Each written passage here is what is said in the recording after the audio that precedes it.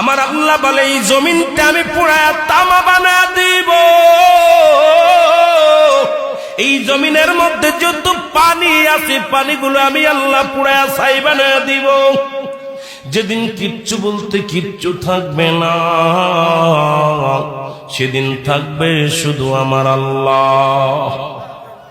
আজকে কার জন্য সুদ খাও, কার জন্য ঘুষ খাও, কার জন্য ব্যভিচার করো, কার জন্য অন্যায় করো রে মন, কার জন্য তোমরা এত বাহাদুরি করো? আরে আজকে একটা কথা বলতে গেলে কষ্ট হয়। এই জমিনটা আল্লাহ পুরায়া তামা বানায়া দিবে। এই জমিনের মাটিগুলো পুড়ে হবে তামা।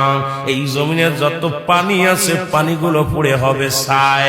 এই দুনিয়ার মধ্যে কিচ্ছু যেদিন থাকবে না, ওই তুরস্কের কত বাহাদুর, কত টাকাওয়ালা মিনিটের মধ্যে 30 সেকেন্ডের ভূমিকম্পে পথের ফকির হয়ে গেছে, রাস্তার ভিখারি হয়ে গেছে।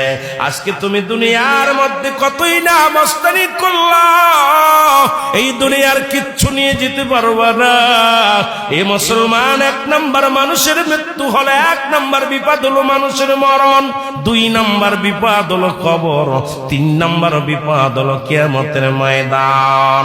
একবার কেন চিন্তা করো না রে মন, একবার 1 নাম্বার মরণ, 1 নাম্বার বিপদ হলো মানুষের মরণ।